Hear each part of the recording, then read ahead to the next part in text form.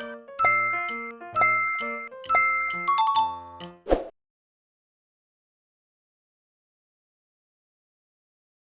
시간 은혜 받으실 하나님의 말씀은 누가복음 23장 39절로 43절입니다. 달린 행악자 중 하나는 비방하여 이르되 내가 그리스도가 아니냐 너와 우리를 구원하라 하되, 하나는 그 사람을 꾸짖어 이르되 내가 동일한 정죄를 받고서도 하나님을 두려워하지 아니하느냐.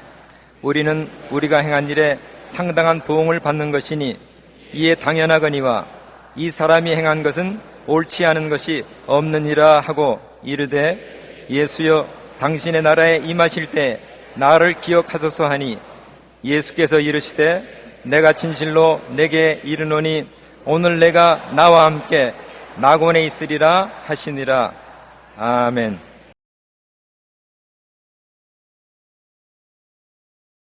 오늘 구원과 낙원과 음부라는 제목으로 말씀을 나누겠습니다. 갈보리산은 나무가 자라지 않고 풀 한 폭이 자라지 않는 바위 투성이의 민둥산입니다. 수많은 사람이 왁스거리어 모였습니다. 욕을 하고 삿대질을 하고 고함을 치는 사람, 통곡하고 우는 사람의 소리가 요란스러웠습니다. 거기에 예수님이 가운데 십자가에 못 박여 계시고 좌편 우편에 강도가 십자가에 못 박여 있었습니다. 사람들의 소리가 좀 조용해지자 그들의 대화를 들을 수가 있었습니다. 참으로 십자가에 못 박여 한참 고통을 당할 때인 것입니다. 양손과 양발에 피는 흐르고 몸은 뒤틀리고 경련이 다가오고 괴로움을 말로 다 할 수 없습니다.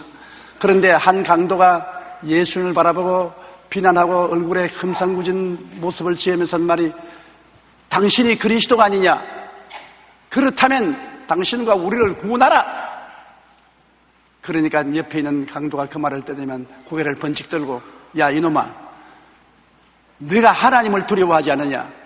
너와 나는 죄를 짓고 거기에 해당한 마땅한 형벌을 받고 있지만은 이분이 행한 것은 선한 것 이외에 아무것도 없다.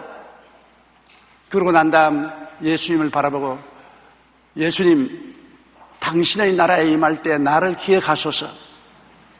주님이 그 고통 중에 이 사람을 보시고 하신 말씀이, 오늘 내가 나와 함께 낙원에 있으리라. 놀라운 대화가 이루어지는 것을 우리가 보았었습니다. 똑같은 예수님을 가운데 두고 한 사람은 예수님을 비난하고 공격을 했고, 다른 사람은 예수님을 메시아로 인정하고 구원을 요청한 것입니다. 선택이란 굉장히 중요합니다. 예수님을 가운데 지금 모시고서 한 사람은 배반하고 모욕하고 다른 사람은 회개하고 그리스도를 구주로 영접했습니다. 이것이 선택의 중요한 것입니다. 미국의 청년 두 사람이 도박을 하러 갔었습니다. 즐겁게 지글거리면서 도박을 하러 가다가 교회 옆을 지나가는데 교회 네온사인에 죄의 값은 사망이라 그 제목이 붙어있고, 그 제목으로 목사님이 그날 저녁 설교한다고 했었습니다. 그러니까 한 청년은 그걸 보고, 아유, 나는 교회 가야 되겠다. 그러고 난 다음 발걸음을 돌이켜 교회로 들어갔는데, 다른 청년은 정신없는 소리 하지 마라, 어디에 미신 같은 것을 믿느냐고 자기는 도박장으로 갔습니다. 그리고 세월이 흘러서 30년의 세월이 지나갔습니다. 한 죄수가 감방에서 신문을 보고 소스라치게 놀랐었습니다. 왜냐하면 자기와 같이 도박장에 가다가 교회로 들어간 그 사람이 미국 22대 대통령이 되어서 취임하는 모습이 나왔었습니다. 그분이 바로 22대와 24대 연이어 대통령을 한 클리브랜드 대통령인 것입니다. 똑같은 두 친구가 다 같이 도박을 하러 가다가 한 사람은 교회를 택하고 다른 사람은 도박장을 택하는데 30년의 세월 동안에 한 사람은 대통령이 되고 한 사람은 죄수가 되어서 감옥살이를 하게 된 것입니다. 선택이란 이렇게 중요한 것입니다. 우리가 인생을 살면서 모두 다 구원받을 수 있는 기회도 있고 주님을 배반할 수 있는 기회도 있습니다. 그런데 우리들은 하나님의 성령의 도우심을 받아서 예수님을 선택했고, 수많은 사람들이 예수님을 배반하고 버리고 떠나가는 사람들이 있습니다. 이 두 강도 중에 한 사람은 구원을 받았는데, 우리가 그 구원받은 과정을 한번 살펴보십시다.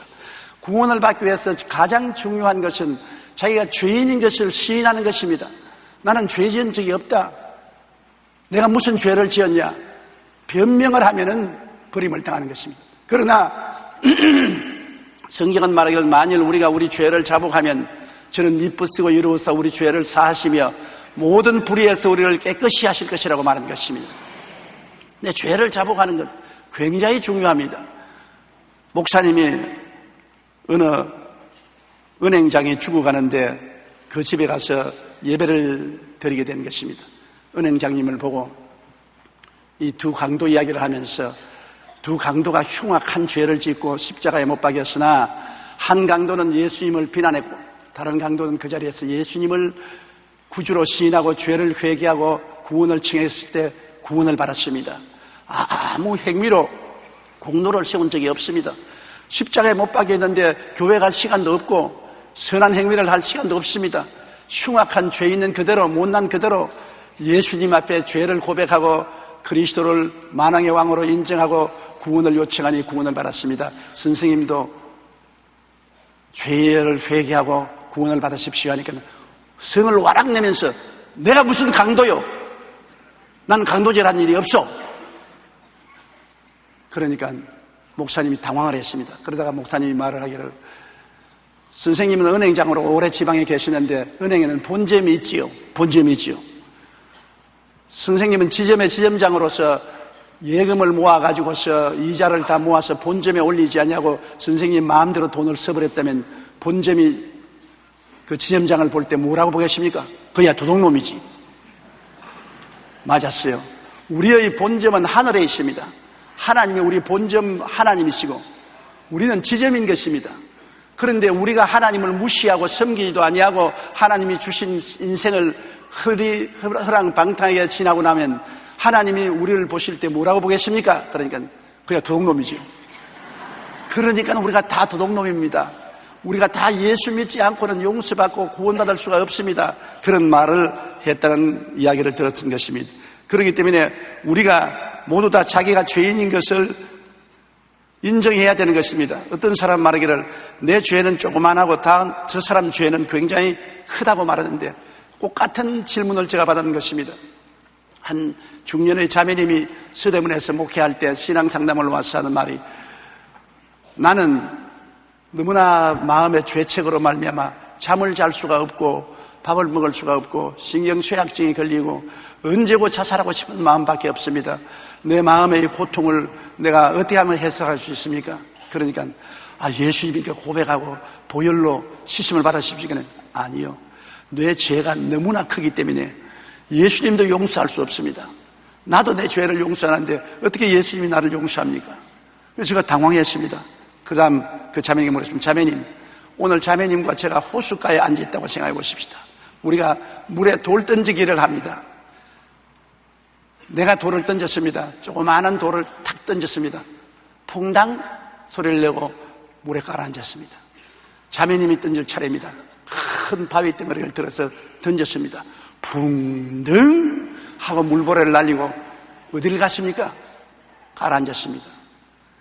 큰 돌이나 적은 돌이나 소리만 달랐지 가라앉는 것은 똑같이 강바닥으로 가라앉았습니다. 큰 죄인도 지옥 가고 적은 죄인도 지옥 갑니다. 큰 죄인도 예수님 보혈로 용서와 씻음을 받고 적은 죄인도 용서와 씻음을 받습니다. 자매님이 제가 아무리 크더라도 주님께 나오면 주님께서 십자가에서 몸짓고 피 흘려 그 죄를 다 청산했으니까 주님을 믿으십시오. 그러니까 통곡을 하고 울면서 주님 내 죄를 용서해 주십시오. 그러고 난 다음에 마음의 평화를 얻고 크게 기뻐하고 나중에 우리 교회에 열심히 나와서 재직까지 되고 하나님을 섬겼던 것입니다. 여러분, 우리가 죄를 고백하면 주님은 절대로 우리를 무시하지 않습니다. 죄를 지었음에도 불구하고 못났음에도 불구하고 빈손들 들었음에도 불구하고 죄 지은 그대로 못난 그대로 두 손 들고 주님께 나는 죄인입니다 용서해 주시옵소서 나오면 주님은 무시하지 않고 멸시하지 않고 용서하고 받아주시고 죄를 씻어서 맑게 하시고 의롭다 하면 은혜를 주시는 것입니다. 이 강도는 자기 죄를 고백했습니다. 자기 동료 강도를 보고 우리는 동일한 죄를 짓고 그게 합당한 벌을 받거니와 예수님이 행한 일은 좋은 일밖에 한 것이 없다고 말했어요. 자기가 죄인인 것을 고백했습니다. 그러고 난 다음에 주님에 대한 신앙을 고백해야 되는 것입니다. 내가 아무리 죄를 고백해도 용서해 주는 예수 그리스도를 고백하지 아니하면 용서해 줄 자가 없지 않습니까? 것입니까? 그런데 이 사람은 누가복음 23장 42절에 이르되 예수여 당신의 나라에 임할 때 나를 기억하소서. 예수님은 메시아 왕국의 왕이라는 것을 인정했습니다. 만왕의 왕이요 만주의 주인데 주님이 부활 성천하셨다가 재림하실 때 자기를 버리지 말고 기억해달라고 한 것입니다. 그러므로 예수님을 만왕의 왕 만주의 주로 구주로 인정을 하고 자기를 기억해달라, 살려달라는 간절한 요청을 한 것입니다. 그는 좋은 일을 할 여가가 없었습니다. 일평생에 도적질하고 살인하고 방화하고 방탕했습니다. 그래서 십자가에 못 박였는데 언제 교회당에 갈 여가도 없고 고해성사를 할 여가도 없습니다. 언제 좋은 일을 조그만치도 할 수가 없습니다. 그럼에도 불구하고 그가 죄인인 것을 고백하고 예수님이 만왕의 왕 만주의 주요 구주인 것을 고백하고 주의 나라에 임할 때 자기를 구원해달라고 간청할 때 주님은 당장 응답해 주신 것입니다. 성경에는 사람이 마음으로 믿어 이어 이르고 입으로 시인하여 구원에 이른다고 말씀한 것입니다. 주님께서는 누가복음 23장 43절에 예수께서 이르시되 내가 진실로 내게 이르노니 오늘 내가 나와 함께 낙원에 있으리라. 그냥 지나가는 말이 아닙니다. 진실로, 가짜가 아니라 진짜로 내게 말하니 내일 모레 장차가 아니라 오늘 너는 나와 함께 낙원에 있으리라고 말씀한 것입니다. 얼마나 놀라운 은총의 말씀을 하신 것입니까? 성경에는 너희가 그 은혜를 인하여 믿음으로 말미암아 구원을 얻나니 이것이 너희에게서 난 것이 아니요 하나님의 선물이라. 행위에서 난 것이 아니니 누구든지 자랑치 못하게 하려 함이라. 우리 행위에서 구원받는 것도 아니고 구원이 우리의 노력과 수단과 방법으로 오는 것도 아니고 하나님의 은혜로 선물로 주시는 것입니다. 이제 크리스마스가 다가오니까 연말연시 크리스마스 선물을 보냅니다. 선물을 보낼 때 이 선물을 보내니까 여기에 대한 대가로 돈을 보내시오. 그런 선물은 없습니다. 선물은 적은 선물이든지 큰 선물이든지 내가 원해서 돈 주고서 사서 공짜로 주는 것입니다. 하나님은 세상을 이처럼 사랑하사 독생자를 선물로 주셨습니다. 예수님은 우리를 이처럼 사랑하사 몸짓고 피 흘려 생명을 선물로 주신 것입니다. 우리는 그냥 아무 공로 없이 그 은혜를 믿음으로 말미암아 선물을 받아서 구원을 하는 것입니다. 그러므로 믿기만 하면 되는 것입니다. 믿음은 하겠네. 오직 주 예수를 믿어서 그 행한 일을 믿음으로 구원을 받는 것입니다. 사람들은 예수를 믿지 않고 자기의 공로를 세워서 구원을 받으려고 하는 것입니다. 구원을 값주고 살려고 하는 것입니다. 구원이 너무 비싸기 때문에 값주고 못 사요. 햇빛도 값주고 못 사고 공기도 값주고 못 사고 물도 값주고 못 사고 부모의 사랑도 값주고 못 사는 것은 너무 비싸기 때문에 값을 주고 살려다가는 창피를 당합니다. 하물며 하나님의 아들인 예수님 그 생명의 몸을 찢고 피를 흘려주신 은혜를 공로를 가지고 살려고 하다가는 뺨 맞습니다. 한 길로 왔다가 7길로 발길로 차인 것입니다. 절대로 주님의 공로를 값주고 살 수 없습니다. 예수님이 십자가에서 내가 다 이루었다 했는데 주님은 모두 다 이루은 것입니다. 조금도 보탤 수도 없고 뺄 수 없습니다. 우리의 구원을 처음부터 끝까지 다 이루은 것입니다. 그러므로 우리는 우리의 공로로 구원을 받을 수도 없고 우리가 수양과 도덕을 닦고 종교적인 행위를 해서 구원받을 수 없습니다. 구원에는 조건이 없습니다. 누구든지 남녀노유 빈부 귀천할 것 없이 저를 믿기만 하면 구원을 얻는 것입니다. 이 강도가 주님을 믿기만 하면 구원을 얻는데 구원을 얻어서 장차 천당 갈 것이다 그런 것이 아닙니다. 오늘날 너는 나와 함께 낙원에 있으리라. 오늘인 것입니다. 바로 이 시간에 너는 나와 함께 죽는다. 그러나 너는 낙원에 있다. 그러면 예수님을 고백 안 하는 사람은 어디 갔겠습니까? 낙원의 반대는 지옥 아니겠습니까? 지옥으로 떨어지고 말하는 것입니다. 낙원이란 어떠한 곳이냐고 사람들이 묻습니다. 낙원이란 것은 구약 성도들이 거하는 대합실인 것입니다. 예수님이 구주로 오실 것을 약속받고 그것을 멀리서 바라보고 믿은 구약 성도들이 예수님 강림하셔서 구원을 이룰 때까지 기다리는 대합실이 낙원인 것입니다. 중간 상태입니다. 이 낙원이라는 것은 육체 없는 천당입니다. 아직 부활의 몸을 얻지 못하고 영혼이 들어가서 거하는 곳으로 참 하나님이 준비하신 너무나 아름답고 행복하고 좋은 곳이 낙원인 것입니다. 여기에 영원한 생명을 얻은 구원받은 사람들이 부활의 날까지 기다린 것입니다. 부활의 날에 새 몸을 얻습니다. 하나님께서 입혀주신 새 몸을 입고 그때 새 하늘과 새 땅과 새 예루살렘으로 들어가게 되는 것입니다. 그 중간 상태가 낙원인 것입니다. 그런데 예수님이 죽었다가 낙원으로 내려가셔서 낙원에 있는 사람들에게 환영을 받고 박수를 받았습니다. 수백 년, 수천 년 동안 예수님 오기를 대합실에서 기다리던 사람들이 그리스도가 낙원에 나타나서 내가 다 이루었다 하실 때 와 환영하고 박수를 치고 얼싸안고 뛰고 꾸며 춤추었습니다. 예수님이 사흘 동안 낙원에서 당신이 다 이룬 것을 알려주시고 그 사람들을 전부 잡아서 포로로 잡아서 붙잡고 낙원을 천국으로 옮겨버리고 마는 것입니다. 성경에는 요한계시록 2장 7절에 이기는 그에게는 내가 하나님의 낙원에 있는 생명나무의 열매를 주어 먹게 하리라. 낙원에는 생명나무가 있는 것입니다. 사후세계에는 믿는 자는 낙원에 가고 믿지 않은 자는 지옥으로 가는 것입니다. 사람들은 넷에 대하여 관심이 많습니다. 그러나 다른 종교나 철학, 과학에서는 여기에 대해서 정확한 답을 못 줍니다. 논어의 선진편에 보면 공자에게 게로가 물었습니다. 귀신을 어떻게 섬기면 됩니까? 그러니까 공자님이 게로를 쳐다보고 야, 이 사람아, 살아있는 사람도 제대로 섬기지 못하는데 어찌 귀신을 섬길 수 있는가? 모른다는 것입니다. 그래서 또한 물었었습니다. 죽음에 대해서는 어떻게 생각하십니까? 야, 이 사람아, 아직 삶도 잘 모르는데 어찌 죽음에 대해서 알겠는가? 전혀 내세에 대해서는 공자는 말할 수 없었습니다. 철학자 쇼펜하우어가 하루는 공원 벤치에 앉아서 헐무리한 만도를 입고 고개를 숙이고 있었습니다. 머리는 흐트러지고 옷은 남루하게 입고서 묵상하고 있으니까 공원 벤치에 앉은 것을 보고 공원지기가 거진 줄 알고 여보시오, 여기 앉지 마시오. 어디서 왔소? 누구요? 그냥 쇼펜하우어가 쳐다보고 내가 어디서 와서 누군지 알면 내가 벤치에 앉아서 고민 안 하게. 그러면서 일어나서 걸어갔다고 말하는 것입니다. 이처럼 사람들은 어디서 와서 왜 삶이 어디로 가는지를 알지 못합니다. 그러나 성경은 명확하게 말씀하고 있는 것입니다. 로마서 11장 36절에 이는 만물이 주에게서 나오고 주로 말미암고 주에게로 돌아간다. 간단합니다. 예수를 믿고 눈이 밝아보면 만물이 하나님께서 만들어서 있고 우리는 하나님의 형상과 모양대로 지음을 받아서 타락했으나 이 땅에 살고 있으나 예수를 믿으면 도로 주님 계신 곳으로 돌아간다는 것입니다. 아버지 품으로 고향 땅으로 돌아가는 것을 말하는 것입니다.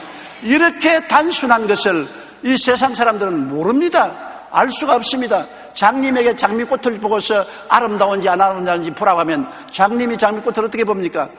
있을 수도 없다고 말하지요. 천국이 있음에도 불구하고 구원받지 못한 사람은 진리를 깨닫지 못하였으므로 안 보인다고 없다고 말하는 것입니다. 그러나 진리를 알지니 진리가 너희를 자유케 하리라. 우리가 예수 그리스도 진리를 알게 되면 어두움에서 자유를 얻고 무지함에서 자유를 얻고 불안과 공포에서 자유를 얻고 영광스러운 구원의 확신을 얻게 되는 것입니다. 인생은 하나님께로 와서 이 땅에 살다가 하나님께로 돌아가는 것입니다. 사람은 젊을 때는 세상의 부귀영화 공명을 취하기 위해서 정신이 없지만은 저처럼 나이를 먹게 되면 저 세상에 대한 생각을 많이 하게 되는 것입니다. 과거를 돌이켜보고 살은 것이 과연 전도자가 말한 것처럼 헛되고 헛되며 또 헛되었더니 모든 것이 헛되도다. 부귀영화 공명이 무슨 소용이 있습니까? 부귀도 공명도 영화도 명예도 다 바람결에 지나간 것밖에 없고 오직 남은 것 하나 마음속에 예수님밖에 안 남은 것입니다. 예수님 없으면 깝대기입니다. 마음에 텅 빈 공허를 앉은 깝대기로서 인생을 방황하고 당황하고 살다가 불안과 공포 중에서 떨어지고 죽음으로 떨어지고 마는 것입니다. 그러나 이제 모든 것은 다 떠나갔지만은 예수 그리스도께서 날 위해서 십자가에 죽고 날 위해서 죽었다가 부활하시고 날 위해서 천국을 예비해 놓았으니 예수님 한 분이 마음속에 날이 갈수록 더 보배롭게 되고 더 아름답게 되고 감사하고 감격하게 되는 것입니다. 예수 없는 인생은 살았다 하나 죽은 인생이요, 예수 있는 인생은 죽어도 사는 것입니다. 나는 부활이요 생명이니 나를 믿는 자는 죽어도 살겠고 살아서 나를 믿는 자는 영원히 죽지 않겠다고 말하는 것입니다. 사후의 세계의 현실을 우리는 분명히 알고 살아야 되는 것입니다. 죽으면 그뿐이지 뭐 죽고 난다 뭐 있겠냐, 천만의 말씀입니다. 주님께서 우리에게 주신 말씀 중에서 누가복음 16장 19절로 21절에 부자와 나사로의 이야기를 하고 있는 것입니다. 어떤 도시에 한 부자가 있었는데 자색옷과 고운 베옷을 입고 날마다 호화롭게 즐깁니다. 자색옷이라는 것은 그때 관리들이 입는 옷입니다. 관리가 되면 자색옷을 입고 귀한 베옷은 부자들이 입습니다. 그러므로 이 사람은 관리요 권력이 있고 부자였습니다. 그래서 돈도 있고 지위도 있고 명예도 있고 권세도 있습니다. 날마다 호화롭게 연락하며 즐기며 살았는데 그 대문 밖에 나사로라는 거지가 있었습니다.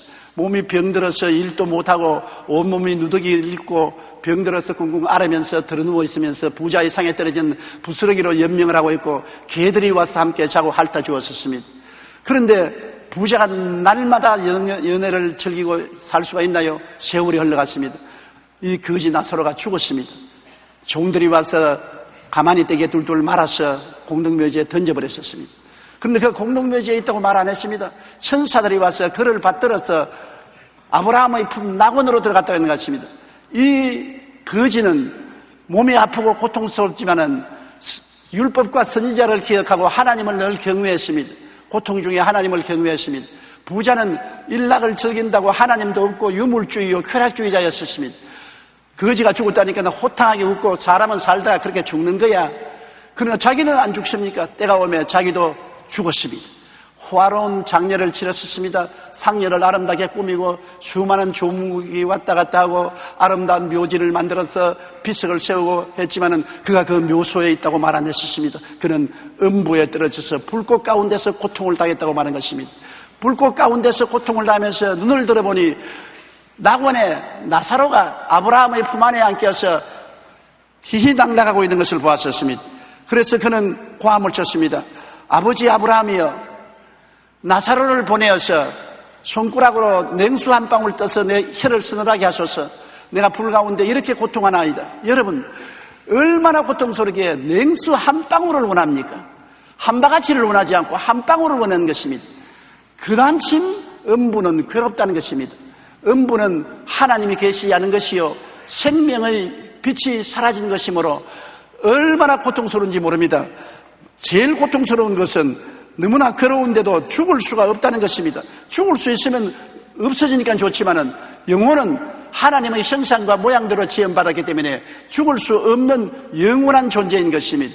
영원한 영혼이 죽을 수 있는 육체 속에 살고 있는데 이 영혼이 지옥에 떨어지면 그 지옥의 고통 가운데서 몸부림을 치지만은 죽을 수가 없습니다. 밤낮으로 몸부림칩니다. 여러분, 절대로 지옥은 가서는 안 되는 것입니다. 소금치듯 하는 고통을 당한다는 것입니다. 불꽃 가운데서. 그런데 아브라함이 뭐라고 했습니까? 너와 우리 사이에는 큰 구렁텅이가 있어 그곳에서 이곳에 오지도 못하고 이곳에 그곳에 가지 못한다. 예수님이 오시기 전에 낙원과 음부는 같은 곳에 있었습니다만 구렁텅이가 있어서 서로 못 가게 하는 것입니다.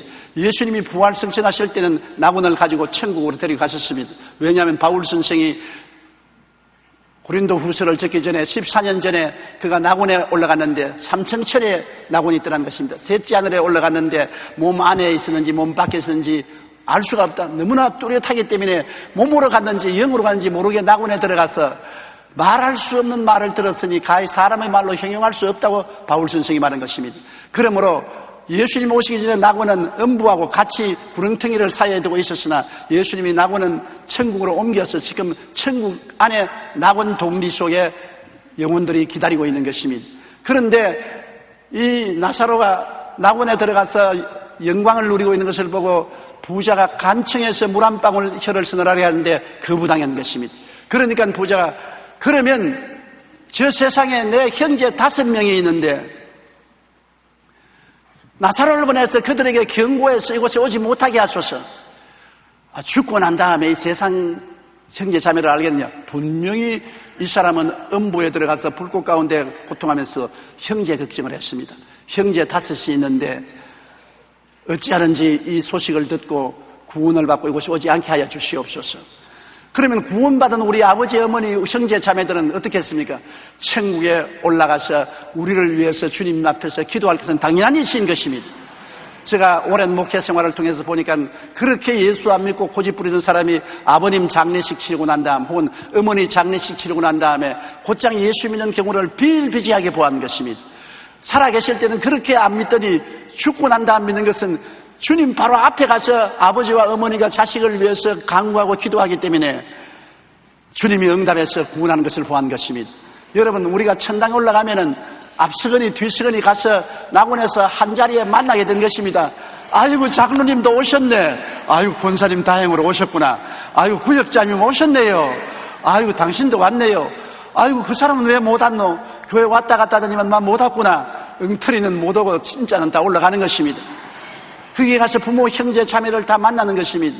여러분, 그러므로 가족을 구원하라고 하는 이유는 천국에 올라가고 난 다음에 내 부모가 못 올라왔으면 얼마나 고통스럽겠습니까? 내 형제, 자매가 못 올라오고 음부에 떨어진 것을 생각하면 마음에 얼마나 고통스럽고 괴로우며 내가 열심히 전도할 걸, 열심히 끌고 갈 걸 잘못했다고 탄식하게 될 것입니다. 그런 후회가 없어서 얻기 위해서는 이 땅에 살 동안에 열심으로 부모, 형제, 자매, 친척들을 주께로 인도하는 여러분 되시기를 주님 이름으로 축원합니다. 그래서 아브라함이 대답했습니다. 이 사람아, 저 세상에는 율법도 있고 선지자가 있다. 말하면 성경이 있다는 것입니다. 성경 말씀을 듣고도 믿지 않은 사람은 죽었다가 살아나서 말해도 안 믿는다. 믿을 사람은 하나님 말씀을 통해서 믿는다. 안 믿을 사람은 죽었다가 살아난 사람이라도 거짓말이라고 안 믿는다. 거부당했던 것입니다. 지옥에서 아무리 기도해도 그 기도는 상달되지 않습니다. 이 땅에 사는 동안에 하나님은 하나님 말씀을 주시고 주의 종들을 주어서 천국에 대한 비밀을 말씀 전하게 하시고 구원을 받도록 다 예배해 놓은 것입니다. 오늘 우리가 성찬 때지 않습니까? 얼마나 귀합니까? 예수님이 우리 죄를 위해서 십자가에서 피 흘리시고 우리를 축복하기 위해서 몸이 찢고 저주를 담당한 것을 기억나게 하시고 우리를 하여금 신앙 속에 서도록 하는 이런 조치를 주님께서 이 땅에서 다 해놓은 것입니다. 이런 주님의 조치도 무시하고 멸시하고 비웃고 난 다음에 음부에 내려가서 아무리 고함친들 무슨 소용이 있는 것입니까? 여러분, 음부도 대합실입니다. 장차 마귀와 귀신들을 쫓아낼 불과 유황으로 타는 못에 던져질 때까지 기다리는 것입니다. 낙원도 새하늘과 새 땅과 새 예루살렘에 들어갈 대합실이고 음부도 불과 유황으로 타는 못에 들어갈 대합실인 것입니다. 그러므로 지금은 약과입니다. 음부에 들어가서 불길로 고통당한다는 것은 약과예요. 나중에는 불과 유황으로 타는 못에 던짐을 받을 때는 그때는 더 처절하게 되는 것입니다. 그러므로 여러분, 사람이 한번 나서 죽는 것은 정한이지요. 죽고 난 다음에 심판이 있겠다고 했는데 우리는 예수 그리스도의 보혈을 믿음으로 주님이 우리 대신 십자가에서 심판을 받은 것입니다. 주님의 심판 장면을 보십시오. 우리의 죄와 불의, 추악과 저주, 절망과 죽음을 걸머지고 십자가에서 무자비하게 고통당하는 걸 보십시오. 하나님의 친 독생자요, 친히 하나님이 사람이 됨에도 불구하고 버림을 당한 것입니다. 하나님이여, 하나님이여, 어찌하여 나를 버리셨나이까? 예수님은 바로 십자가에서 지옥을 체험한 것입니다. 하나님께 버림을 당한 것이 지옥 아닙니까? 그 엄청난 고통을 하나님 아들이 당한 것입니다. 영원한 하나님의 아들이 여러분과 나를 위해서 십자가에 6시간 고난당하고 사흘 동안 음부에 있어서 청산할 만한 무거운 죄짐인데 그걸 우리가 어떻게 감당하겠습니까? 그러나 예수님께서 자비롭게도 우리를 다 대신해서 고통을 당해주시고 우리의 죄를 도말하셨습니다. 제가 찔리면 우리 허물을 인하며 제가 상하면 우리 죄악을 인함이라. 제가 징계를 받음으로 우리가 평화를 누리고 제가 채찍에 맞음으로 우리가 나음을 입었도다. 우리는 다 양같이 그러하여 각기 제 길로 갔거늘 야훼께서는 우리 무리의 죄악을 그에게 담당시켰도다. 예수님이 담당했어요. 여러분의 죄를 예수님이 담당했어요. 여러분의 모든 불의와 추악을 예수님이 담당하셨어요. 여러분의 질병을 예수님이 담당하셨어요. 예수님이 저주를 담당하셨어요. 죽음과 음부를 예수님이 담당하셔서 청산하고 부활하심으로 여러분에게 용서와 의를 선물로 주시고 거룩함과 성령 충만을 선물로 주시고 치료와 건강을 선물로 주시고 아브라함의 복과 형통을 선물로 주시고 부활과 영생천국을 선물로 주신 것입니다. 이 아름다운 크리스마스 계절에 하나님이 주신 선물인 예수 그리스도를 우리는 꼭 기억해야 되는 것입니다. 예수 그리스도를 선물로 모시드리면 그 안에서 모든 보화가 다 들어있는 것입니다. 그리스도 안에서 하나님께서는 영혼이 잘됨같이 범사에 잘되며 강건하고 생명을 얻되 풍성히 얻는 보화가 들어있으며 그리스도 안에서 택함 받게 되고 왕같은 제사장이 되고 거룩한 나라가 되고 그 소유된 백성이 되는 보화를 발견할 수가 있는 것입니다. 이 보배를 질그릇에 담고 살면은 사바로 우겨삼을 당해도 사이지 않습니다. 답답한 일을 당해도 낙심하지 않습니다. 핍박을 당해도 버림받지 않습니다. 거꾸로 떨림을 당해도 망하지 않습니다. 보배가 있기 때문에 우리는 그 안에서 항상 즐거워하고 기뻐하고 소망차게 살 수가 있는 것입니다. 십자가에 매달려 죽어가는 강도가 어떤 선한 일이나 공로를 세울 기회가 없고 시간이 없는 처지에서 오직 올바른 신앙 고백을 통하여 낙원으로 가게 된 것을 기억하십시오. 여러분이 한시라도 내가 공로가 없는데 하고 주저하면 안 됩니다. 마귀는 와서 말합니다. 너는 못난 놈이다. 너는 공로가 없다. 너는 자격이 없다. 너는 구원받을 수 없다. 언제나 부정적으로 여러분에게 공격을 하는 것입니다. 그 말을 믿지 마십시오. 주님은 구원을 십자가에서 선물로 주신 것입니다. 선물입니다. 조금도 값을 지불할 수 없습니다. 우리 주 예수께서 값을 다 지불했기 때문에 여러분이 지불하려고 하면 예수님을 뺨치는 것이 되고 마는 것입니다. 예수님의 선물을 무시하게 된 것입니다. 오직 주를 믿으면 멸망하지 않고 영생을 얻습니다. 하나님이 세상을 이처럼 사랑하사 독생자를 주셨으니 누구든지 저를 믿으면 멸망하지 않고 영생을 얻으리라. 아들이 있는 자에게는 영생이 있고 아들이 없는 자에게는 영생을 보지 못하고 도리어 하나님의 진노가 임하시게 된 것입니다. 사느냐 죽느냐, 영원한 영광이냐 영원한 수치냐, 천국이냐 지옥이냐가 우리의 선택에 달려있는 것입니다. 예수님 바로 사이에 두고 두 강도가, 한 강도는 낙원에 가고 다른 강도는 음부로 간 것입니다. 선택에 달린 것입니다.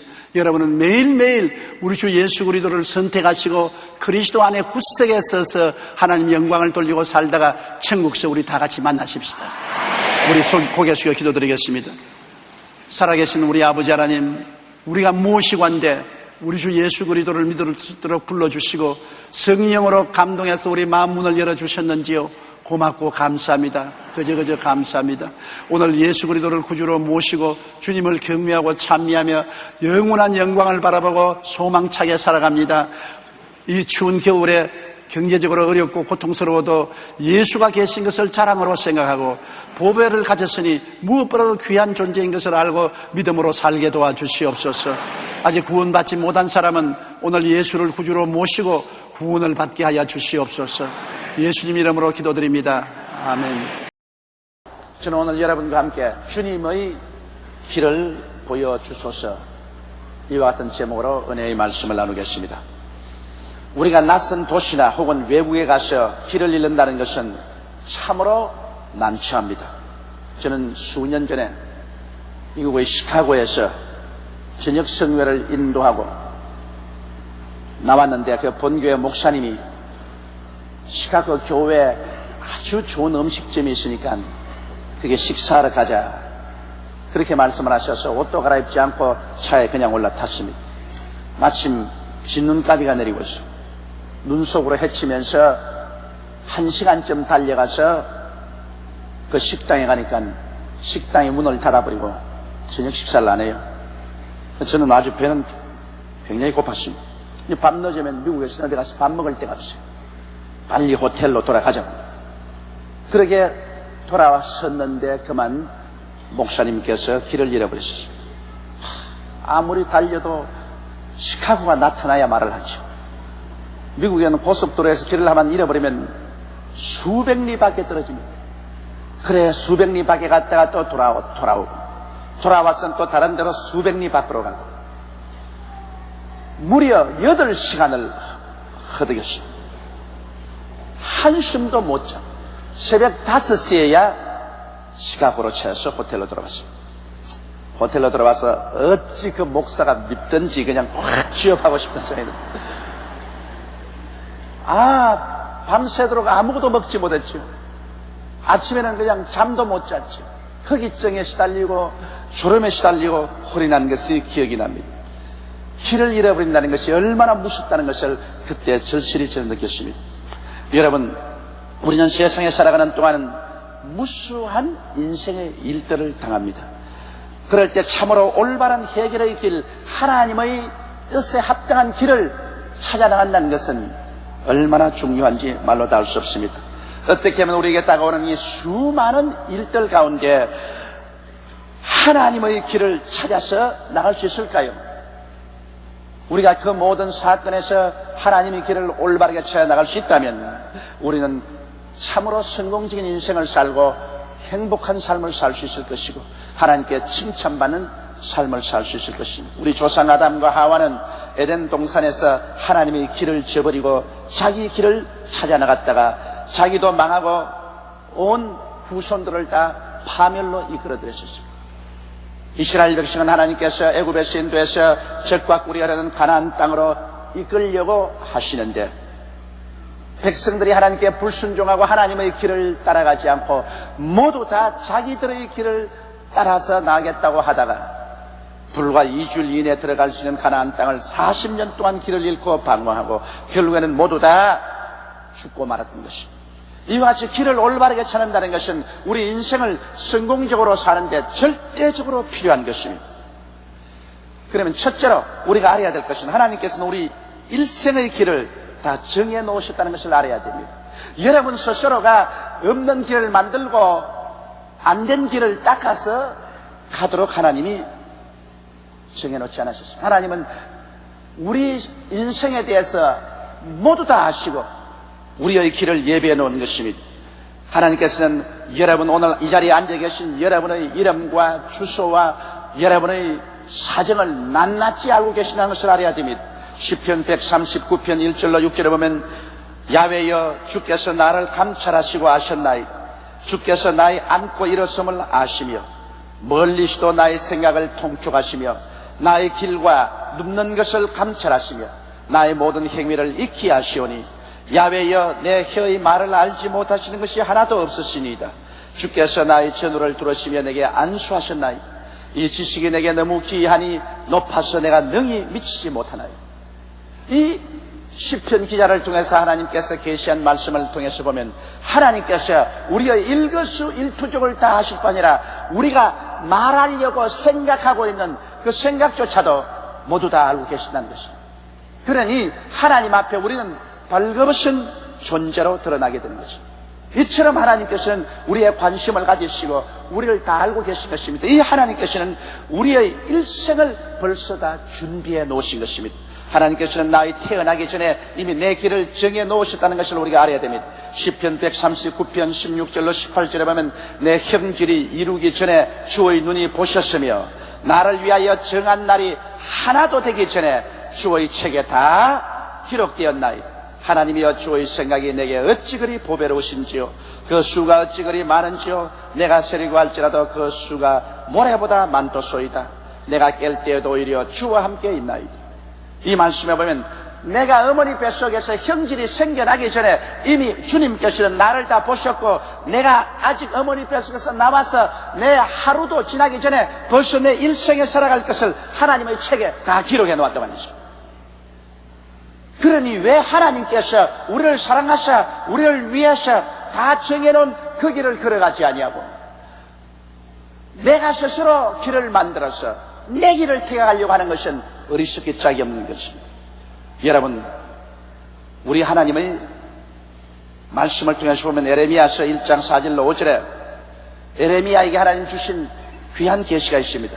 야훼의 말씀이 내게 임하니라 이르시되 내가 너를 복중에 짓기 전에 너를 알았고 내가 태에서 나오기 전에 너를 구별하였고 너를 열방의 신자로 세웠노라 하시니라. 에레미야를 보고 하나님 말씀하기를 내가 너가 어머니 뱃속에 생겨나기 전에 이미 다 알고 있다. 네가 어머니 뱃속에서 나오기 전에 이미 내가 너를 선지자로 택했다고 말한 것입니다. 이러므로 소위 세상에서 말하는 운명이라고 할까요? 우리가 인생을 어떻게 살아갈까 하는 이것은 하나님께서 벌써 우리가 복중에 태어나기 전에 이미 결정지어 놓은 것입니다. 성경에는 하나님의 성함을 야훼 이레라고 말합니다. 고린도전서 2장 9절에 기록된 바 하나님이 자기를 사랑하는 자를 위하여 예비하신 모든 것은 눈으로 보지 못하고 귀로도 듣지 못하고 마음으로도 생각지 못하였다 함과 같으니라고 말한 것입니다. 그러므로 야훼 이레께서는 우리를 위해서 모든 것을 다 예비해 놓으신 것입니다. 그러므로 삶의 모든 길에 이미 하나님께서 예정하시고 예비해 놓으신 길을 찾는 것이 우리의 의무인 것입니다. 우리 스스로가 길을 만드는 것이 의무가 아닙니다. 우리 스스로가 인생길을 궁구해서 찾아가는 것도 아닙니다. 우리는 하나님께서 이미 만세 만대 전에 해와 달과 별들도 생기기 전에 억첫 만급 전에 우리를 위해서 이미 예비해 놓으신 그 길을 우리가 찾아가는 것입니다. 하나님이여, 주의 길을 우리에게 보여주시옵소서. 하나님께서는 여러분 일생을 예정하시고 여러분에게 가장 좋은 길을 예비하시고 여러분을 위해서 하나님께서는 이끌어 가시기를 원하시고 계신 것입니다. 이 지식을 갖고 있으면 우리는 일생을 살아갈 동안에 어떠한 문제가 생겨도 당황하지 않습니다. 이미 하나님께서 정해놓으시고 하나님께서 예비한 길이 있으므로 우리 그 길을 보여달라고 하나님께 엎드려 기도할 때 옛날 이스라엘 백성들에게 구름 기둥과 불 기둥으로 인도해 주신 그 하나님께서는 우리에게도 오늘 하나님의 특별하신 방법으로 인도하여 주시는 것입니다. 둘째로, 그러면 우리가 하나님의 길을 어떻게 해서 알아볼 수 있을까? 이것을 깨달아야 되는 것입니다. 여러분, 하나님의 길은 하나님의 말씀을 통해서 우리에게 보여주시는 것입니다. 우리가 하나님의 말씀을 들을 때 우리 마음속에 깨달음이 옵니다.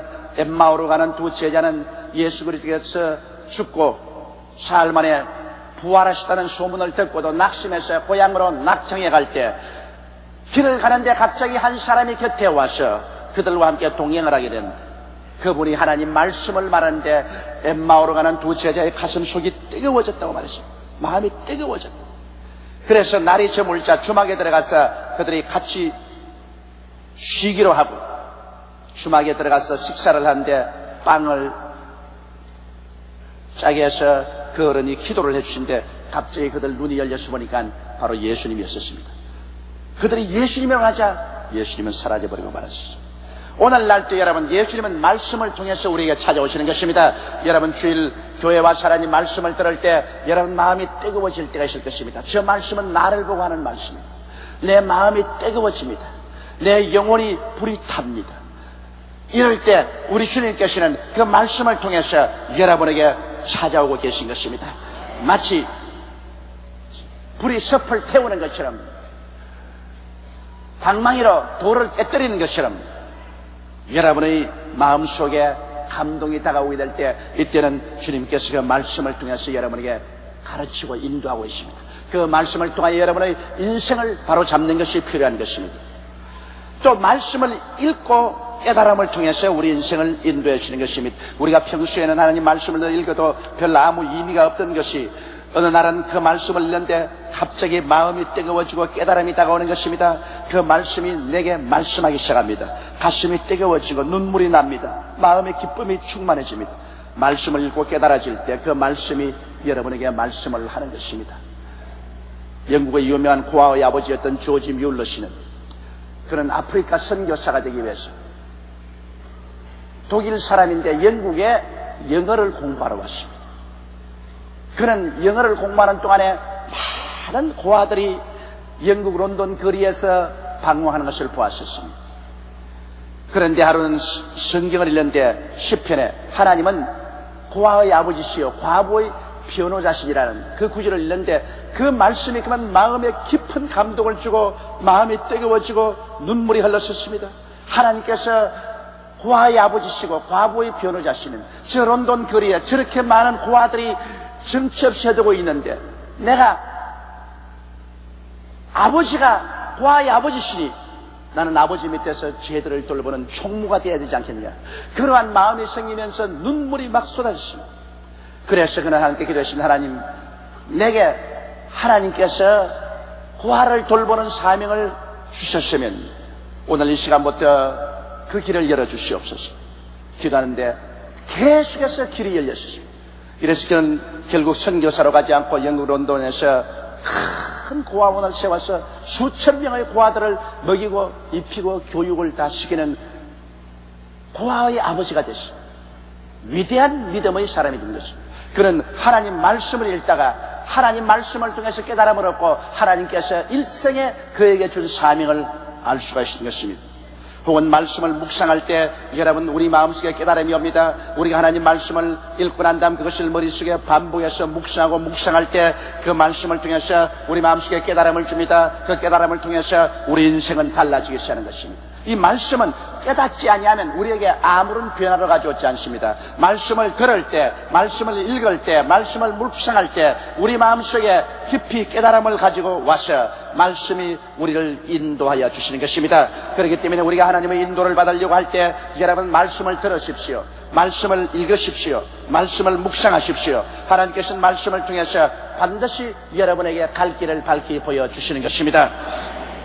둘째로 성령님의 인도를 통해서 하나님은 우리의 갈 길을 보여주시는 것입니다. 우리가 성령님의 인도를 받기 위해서 성령님을 인정하고 환영하고 모셔드리고 의지하며 간절히 기도할 때 성령의 영감이 우리 마음속에 다가옵니다. 그건 직감으로 다가오는 것입니다. 누가 아무도 내게 말하지 않았는데 내 마음속에 직감으로 다가오는 것입니다. 이것이다. 그것은 이유가 없습니다. 왜 그렇게 마음속에 직감이 다가오는지 알 수가 없습니다. 설명을 할 수가 없어요. 그러나 성령께서 직감으로 내게 말할 때는 그 길을 따라가야 되는 것입니다. 하나님의 성령께서는 이것은 위험하다, 이것은 피하라. 왜 위험한지 모릅니다. 성령이 그렇게 말씀하시면 피해야 돼요. 성령께서는 갑자기 직감으로 이것을 해라, 그것을 해야 돼요. 어느 예배에 출석하고 있는데 하나님 성령께서 너 있는 것 다 헌금 내놓아라. 저는 그런 적이 여러 번 있었어요. 그래서 내 있는 것을 헌금을 다 내놓았어요. 그러고 난 다음 아주 낭패에 취했는데 나중에 하나님께서 그 헌금보다 더 많은 돈을 제게 준 경험도 있습니다. 성령의 영감, 이것이 우리에게 다가와서 우리에게 길을 인도할 때가 있습니다. 또한 성령의 계시를 통해서 하나님이 우리를 인도할 때가 있습니다. 우리는 꿈을 꿉니다. 희한하게 보통 꿈이 아닙니다. 도저히 꿈을 깨고 나도 잊어지지가 않습니다. 그러면 그 꿈은 하나님이 계시로서 주시는 것입니다. 기도해 볼 때 성령께서 이것은 계시라고 말할 때 그 꿈을 우리가 마음에 받아들이고 그 꿈의 지시를 받아야 되는 것입니다. 혹은 환상을 주님께서 주시기도 하는 것입니다. 저는 기도할 때 성령님께서 마음의 음성을 주실 때가 많습니다. 어제로 제가 차를 타고 저녁에 손님 대접하러 가면서 차 안에서 기도를 하고 있는데 갑자기 내 마음속에서 하나님이 귀에 대놓고 말씀하는 것처럼 감격적으로 말씀합니다. 마음에서 하나님께서 탁 와서 여기서 말씀하는 것은 앉아서 이웃 사람의 말을 듣는 것보다 더 뚜렷하게 들립니다. 저는 그런 경험을 많이 합니다. 어제 제가 염려스러운 것이 있어서 기도를 하고 있었는데 하나님의 성령께서 그냥 차 안에서 갑자기 내 마음속에 하나님이 쫙 임한 같아요. 그러면 이 마음속에서 말씀을 하십니다. 그 말씀을 제가 가만히 귀를 기울여 들었습니다. 하나님께서 얼마나 마음속에 영광스러운 말씀을 해주신지 모릅니다. 제가 우리 국민일보의 장래를 위해서 기도하고 염려하고 있었는데 하나님이 갑자기 내 마음속에 하시니 사랑하는 아들아 걱정하지 마라. 국민일보를 누가 시작했냐? 내가 시작했다. 아무도 나의 하는 일을 막지를 못한다. 내가 문을 열어놓으면 닫을 자 없고 닫아놓으면 열 자가 없는데 국민일보는 내가 직접 내 손에 잡고 운행한다. 내가 하는 것도 아니고 너 성도들이 하는 것도 아니고 그러므로 내가 가는 길을 아무도 못 막는다. 네 함 두고 보아라. 저는 이런 말씀을 듣고서 저 인생길을 늘 정하곤 했었습니다. 그러므로 하나님께서 마음에 와서 마음에서 직접 말씀하는 이러한 계시도 있습니다. 그 다음에 대개는 성령께서 마음의 소원을 통해서 우리에게 말씀을 해 주십니다. 그 마음의 소원은 빌립보서 2장 13절의 말씀대로 너희 안에서 행하시는 이는 하나님이시니 자기의 기쁘신 뜻을 위하여 너희로 소원을 두고 행하게 하시나니 우리가 기도할 때 마음속에 뜨거운 소원이라는 것입니다. 불같은 소원이요. 육신의 소원은 기도하면 사라집니다. 마귀가 가져온 소원도 기도하면 사라집니다. 그러나 하나님이 주신 소원은 엎드려서 기도하면 할수록 날이 갈수록 내 마음속에 구름기둥같이 불기둥같이 소원이 솟구쳐 올라오는 것입니다. 그 소원을 통해서 하나님께서 말씀하시는 것입니다. 하나님은 이것을 하라, 저것을 하라, 이것을 하지 마라, 저것을 하지 마라, 이 길로 가라, 저 길로 가라. 마음의 소원, 이것은 가장 많은 사람에게 하나님이 성령으로 인도하는 방법인 것입니다. 그 다음에는 마음의 확신을 통해서 하나님이 인도하십니다. 그것은 그냥 기도하는 중에 마음에 아주 신념이 확 들어옵니다. 이 길로 가야 되겠다. 이 길로 가지 말아야 되겠다. 그 사람을 만나야 되겠다. 만나지 말아야 되겠다. 이런 마음에 갑자기 확신이 들어옵니다. 이 사업을 해야 되겠다. 아니야, 이 사업을 하지 말아야 되겠다. 이 사람하고 결혼해야 되겠다. 아니야, 하지 말아야 되겠다. 이건 뭐 순식간에 기도할 때 마음속에 강한 확신이 들어와서 내 마음을 휘어잡습니다. 신념이 이끌어가는 것입니다. 이와 같은 것도 우리가 상당히 관심을 가지고 보아야 되는 것입니다. 그 다음에 환경을 통해서 하나님께서 우리에게 말씀할 때가 많습니다. 우리는 환경을 많이 바라봐야 돼요. 우리가 하나님의 뜻을 알려고 간절히 기도하고 하나님 이것입니까 저것입니까 구할 때 하나님께서는 환경을 통해서 우리에게 응답하십니다. 여러분 요나를 보십시오. 요나는 하나님께서 니느웨로 가서 복음을 전가하라고 하는데 그는 하나님의 뜻을 거역하고 요빠에 가서 배를 타고 다시스로 갔었습니다. 그런데 하나님께서 환경을 통해서 그를 막습니다. 거대한 풍랑이 일어나서 도저히 배가 다시스로 가지 못하도록 난파를 당할 정도인 것입니다. 이렇게 거부 반응으로 막습니다. 여러분 하나님의 뜻이 아닌 것으로 가면 하나님께서 우리를 막습니다. 우리가 가는 길에 첩첩산중이 되고 어려움이 다가오고 그 길로 못 가도록 위험이 다가오는 것입니다. 그럴 때 그것을 우리가 깊이 바라보고 기도하고 길을 돌이키지 아니하고 고집을 부리고 그 길로 가겠다 하면 난패하는 것입니다. 하나님은 우리를 사랑하기 때문에 우리가 알지 못하고 잘못된 길을 갈 때는 하나님께서 환경에서 그것을 막아제끼는 것입니다. 또 그렇지 않으면 환경에서 하나님께서 열린 문을 주십니다. 엘리야가 3년 6개월 동안 비가 오지 않은 이스라엘을 위해서 갈멜산 위에 올라가서 비 오기 위해서 기도합니다. 간절히 기도하고 종을 꼭대기에 보내서 하늘을 살펴보라니까 종이 갖다 내려와서 아무것도 없다고 그랬습니다. 두 번째, 세 번째, 네 번째, 그래서 일곱 번째 종을 보내니까 종이 내려와서 말이에요. 저 지중해 동편에 손바닥만한 구름이 하나 떴다고 했습니다.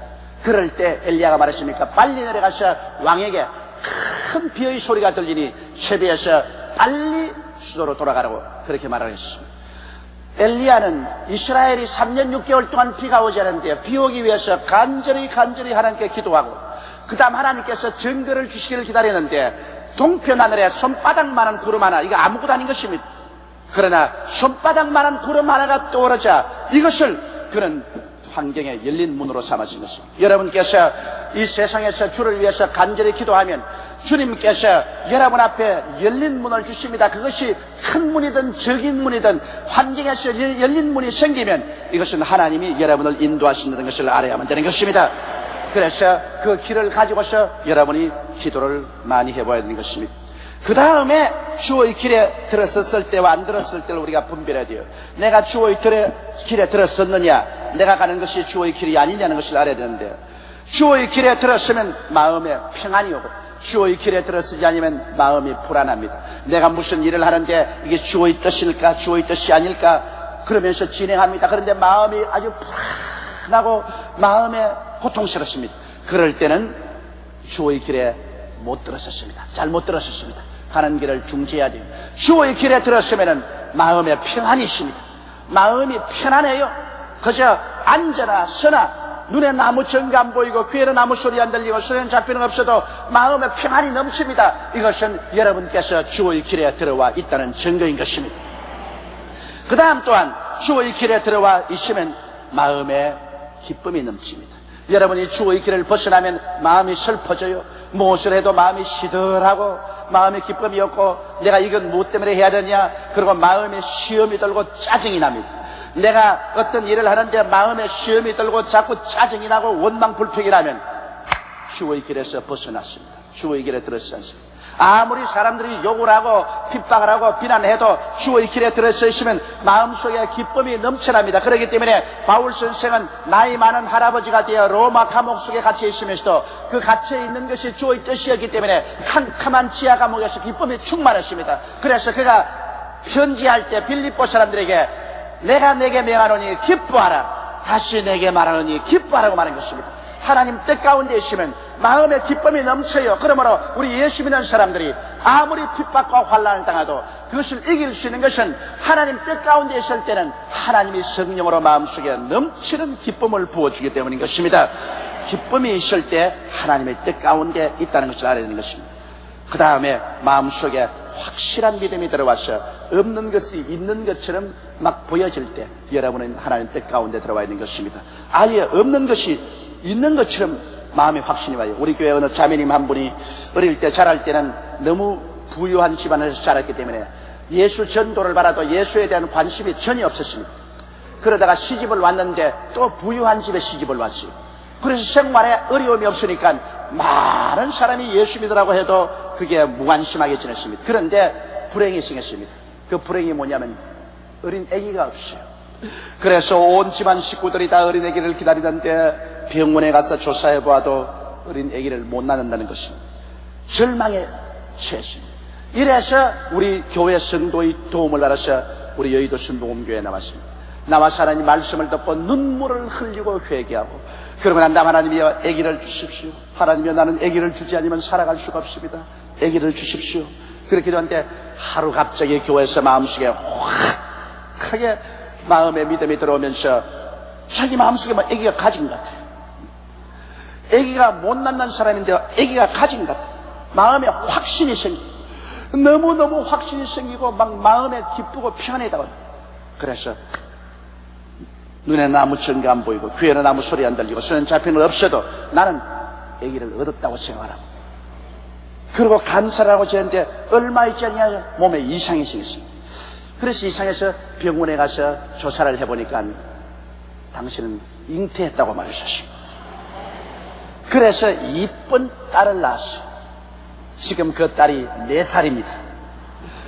하나님의 능력으로 딸을 낳았다고 해서 얼마나 그 딸을 귀여워하고 또 그 딸이 똑똑한지 몰라요. 그런 어린애기를 못 낳는 사람인데 하나님께서 그 마음속에 기도할 때 확신을 넣어주십니다. 이와 같이 우리가 주의 길에 들어서 있으면 마음속에 확신이 다가오는 것입니다. 신념이 다가오고 마음이 불안하지 않아요. 주의 길 밖에 있으면 마음이 불안하고 공포가 꽉 들어차고 그리고 안정이 되지 않습니다. 그러나 주의 길 안에 들어오면 마음이 안정이 되고 확신이 마음속에 서게 되는 것입니다. 여러분, 하나님의 예정하신 뜻을 찾지 않고 자연자재하다가 수많은 올무에 빠지고 인생의 난파를 당하는 사람이 너무나 많습니다. 왜 우리가 우리 길을 찾으려고 합니까? 하나님께서는 만세 만대 전에 이미 우리를 위해서 길을 예비해 놓으셨습니다. 하나님을 설득해서 자기 길로 끌고 가려고 하지 말고 이미 만세 전에 정해놓으신 하나님의 길을 우리가 보여달라고 간절히 기도하고 이 하나님의 길을 찾아서 걸어갈 때 하나님께서 우리를 돌보시고 책임져 주시고 복 주시고 은혜를 베풀어 주시는 것입니다. 우리는 고아와 같이 버림받은 사람들이 아닙니다. 하나님과 함께 인생을 사는 하나님의 자녀들인 것입니다.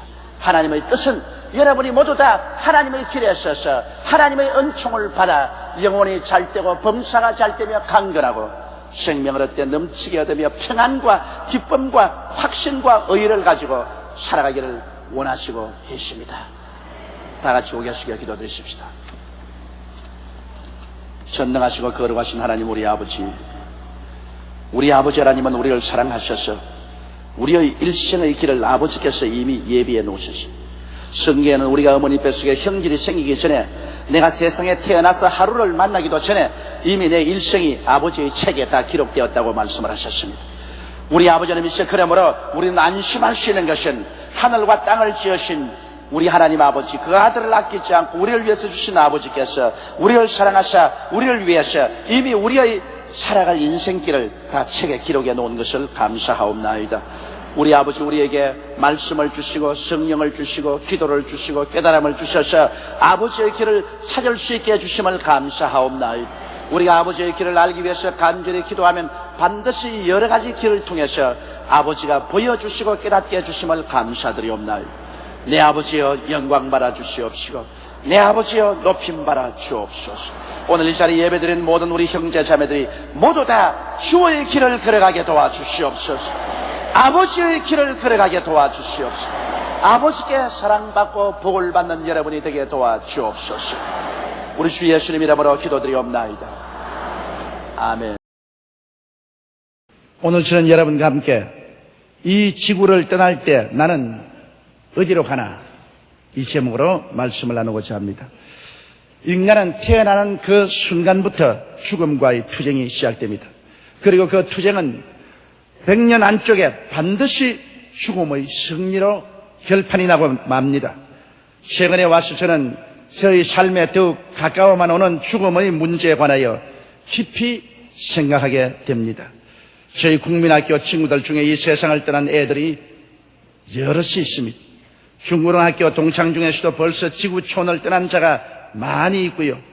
신학교에서 한 기숙사에 한 밥을 먹고 뒹굴던 우리 동료 주의 종들 중에 이미 천국에 간 사람들이 많이 있습니다. 저희 머릿속에는 아직도 그들이 살아서 웃고 말하고 행동하고 있는데 그들의 실존은 이미 지구에서 사라져버리고 말았습니다. 인간이 이 지구촌을 떠나면 어디로 갈까요?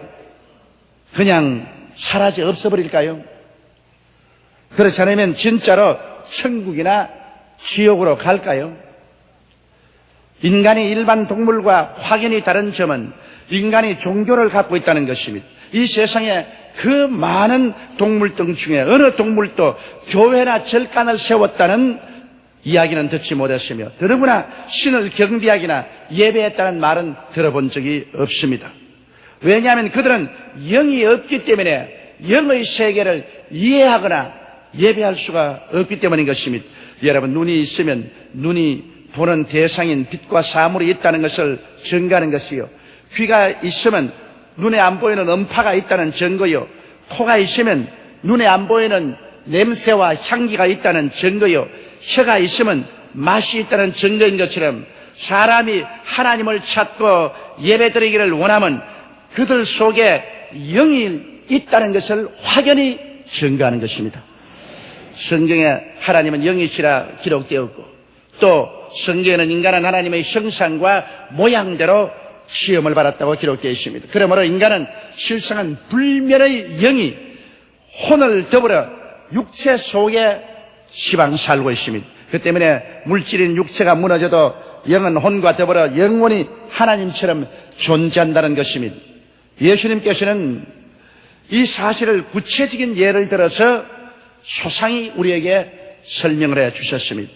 영적인 일은 과학적인 것으로 해석할 수 없습니다. 왜냐하면 과학은 물질적인 대상을 상대로 하는 것입니다. 그러나 영의 세계는 우리의 과학적인 사고로서 생각할 수 있는 대상이 되지 못합니다.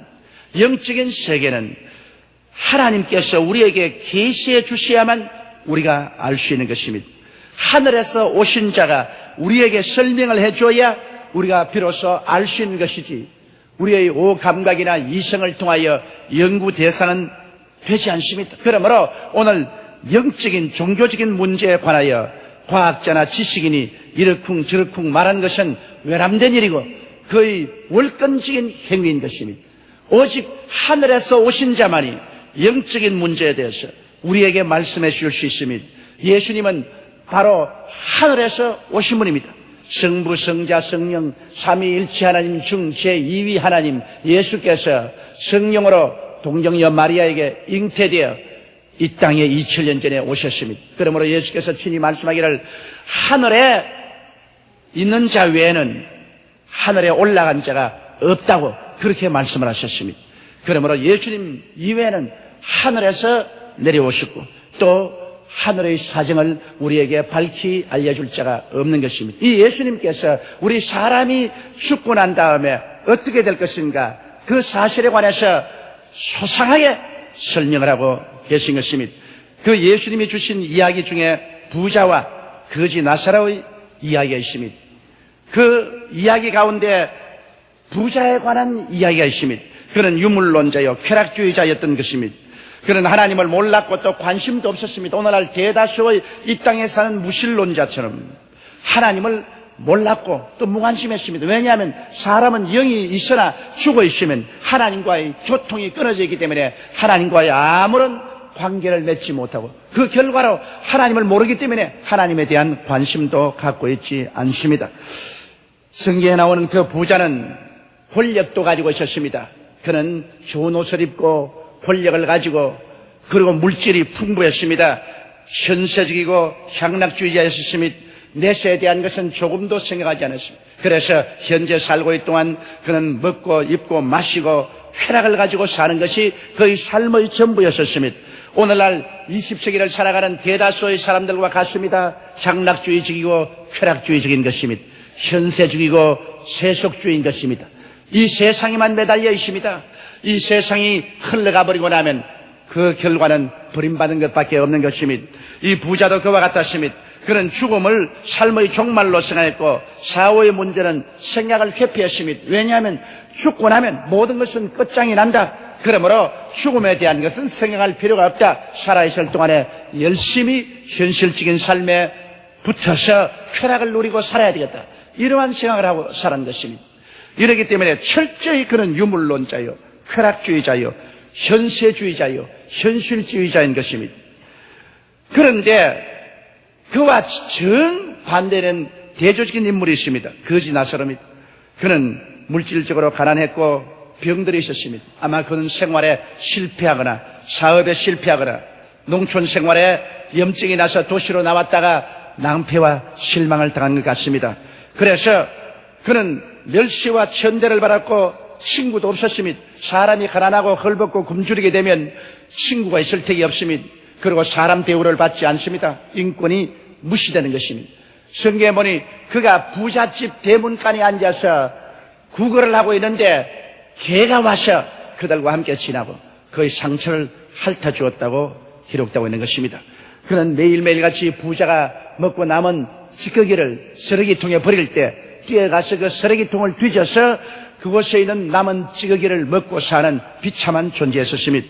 그러나 부자와 대조되는 것은 이 사람은 현실적이고 물질적으로 대단히 가난했지만은 그러나 그는 영의 세계를 가지고 있었습니다. 현실을 잃어버리기 때문에 그는 현실에 대한 기대와 소망을 저버리고 그 결과로 그는 마음이 열리고 가난해지고 영혼의 세계에 대해서 하루 종일 그는 생각하게 된 것입니다. 여러분, 성경에는 마음이 가난한 자는 복이 있나니 천국이 저희 것임이라고 말한 것입니다. 우리 마음이 현세로서 꽉 들어차서 부자가 되시면 천국의 계시가 들어올 틈이 없는 것입니다. 그러나 마음이 현세로서 꽉 들어차 있지 아니하면 그 속에 천국의 계시가 들어올 문이 열려 있는 것입니다. 그렇기 때문에 사람들이 그의 삶 속에 낭패와 실망을 당하거나 큰 삶의 충격을 입거나 병들거나 해서 현실적인 세계에 여러 가지 문제가 괴롭히고 현세에서 그의 지위가 흔들리게 되면 마음문을 열게 되는 것입니다. 사람이 마음문을 열게 되면 하늘나라의 계시가 그 마음속에 들어오게 되는 것입니다.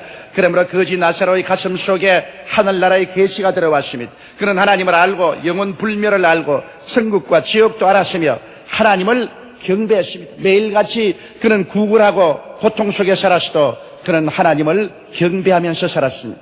그런데 이 두 사람의 운명이 어떻게 되었을까요? 세상에 살 동안은 한 사람은 무신론자고 다른 사람은 유신론자입니다. 한 사람은 쾌락주의자고 한 사람은 쾌락주의를 하려도 없으니까 자연적으로 금욕을 했습니다. 한 사람은 세속주의자고 또 한 사람은 영원한 삶을 생각하고 있었습니다. 그들은 같은 경내에 살았으나 그들의 마음의 방향은 판이하게 달랐습니다. 그런데 흐르는 시간은 삽시간에 그들의 지상생활을 종결시켜버리고 말한 것입니다. 여러분, 사람이 아무리 큰 소리 해도 하나님의 섭리를 저항해서 살아갈 사람은 아무도 없습니다. 예수를 믿지 말고 내 주먹을 믿어라. 하나님이 어디 있느냐? 나는 죽음 같은 거 두려워하지 않는다. 그런 큰 소리 해도 소용이 없습니다. 왜냐? 흐르는 세월을 사람들이 중지할 수 없습니다. 흐르는 시간과 싸워서 이길 자는 아무도 없습니다.